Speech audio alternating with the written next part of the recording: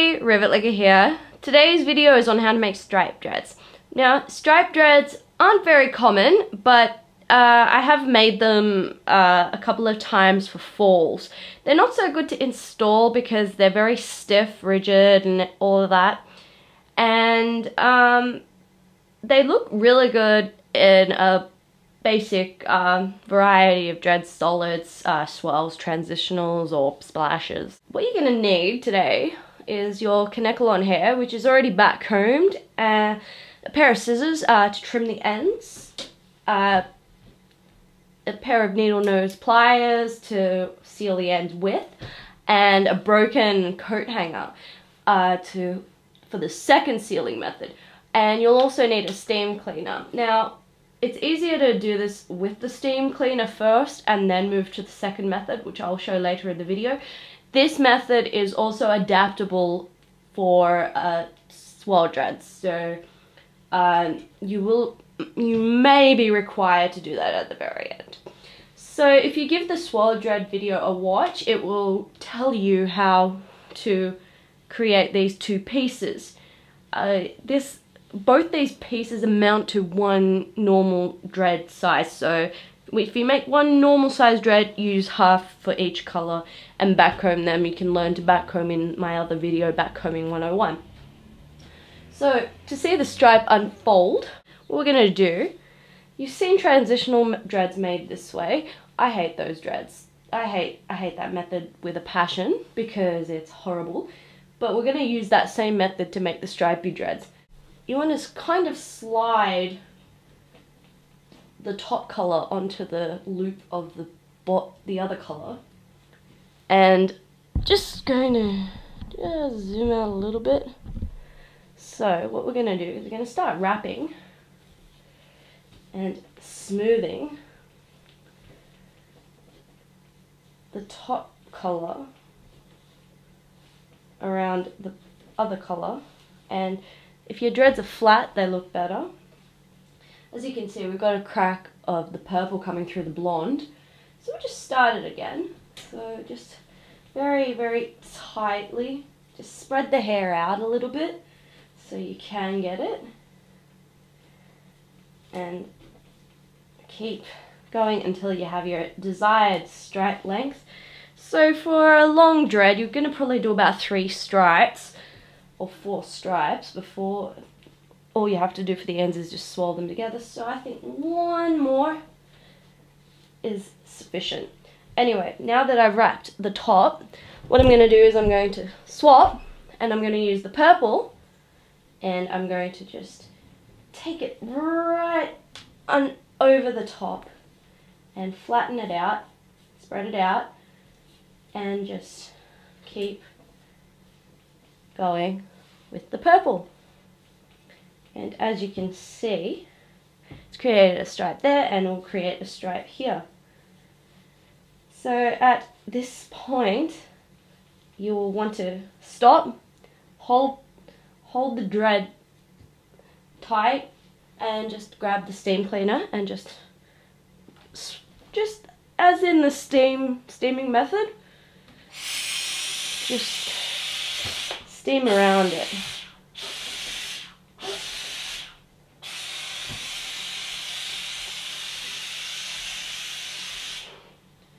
Smooth the hairs down a little bit, just to manipulate them into place. Now, as you can see, this is very stiff. So when you are actually going to wear these, as I said, they're no good for installs, but they look fabulous in falls. And you can just give it a twist in the direction you twisted it. You wrap the hair in, so.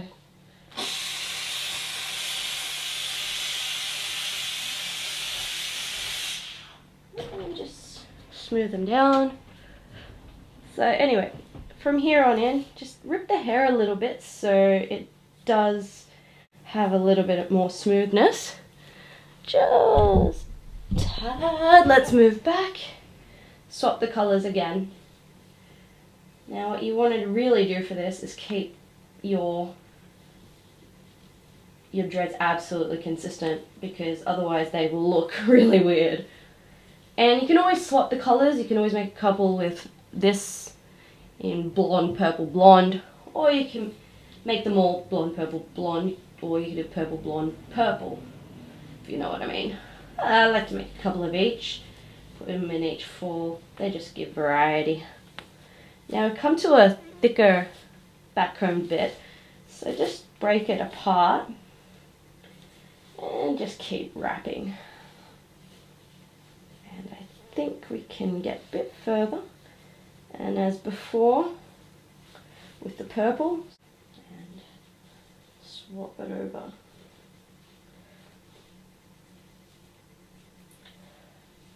And keep wrapping.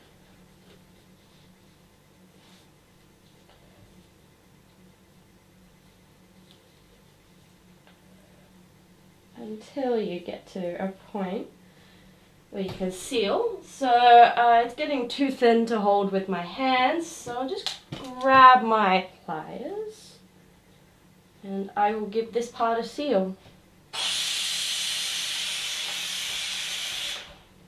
And just twist it up so it does.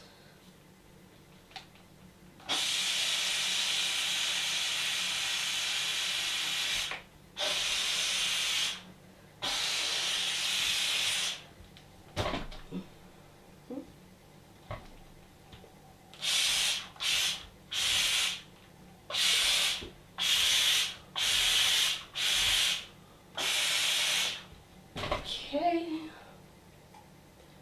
Just wait until that cools down, and as you can see, I will show you, it's a stripy dread. So it just alternates in colour, and as I said, these things look absolutely great, but they're just stiff as a board. So once this has cooled down, it hasn't cooled, so I'll blow on it.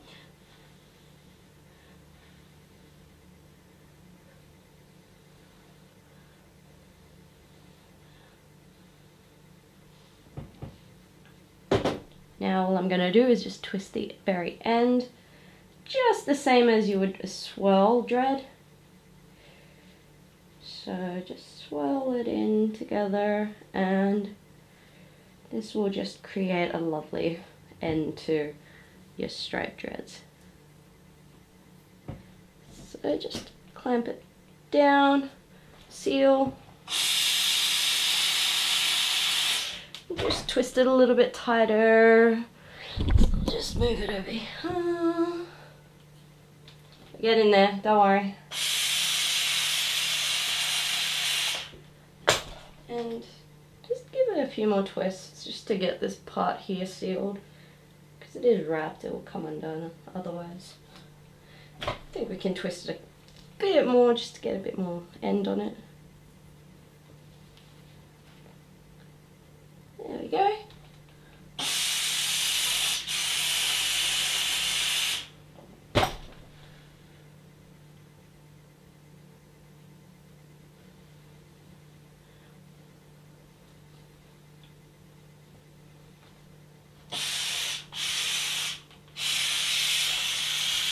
Just to smooth the hairs down into place. And keep it smooth in the ends. And there you have a striped dread. Now, you'll want to check the durability of this. So I think it sealed up pretty well. But just in case, you'll want to go to the kettle, and I will show you how to do that now. Okay, so we're in the kitchen with my really filthy kettle. And we're just going to tighten up the striped dread. And I'll also show you how it works for the candy cane. So what I'm going to do is I've just let the water boil, so I'm just going to lift the lid. This is one of those funny lids that if they go down, they stay down. So I'm just going to jam a chopstick in there, just so it stays like that. I'm just going to switch it on and wait till it boils completely. Just bring it forward slightly and zoom out. Oh, we can keep it in there. Anyway, now I wouldn't do this with normal dreads because I'll make them stiff as hell.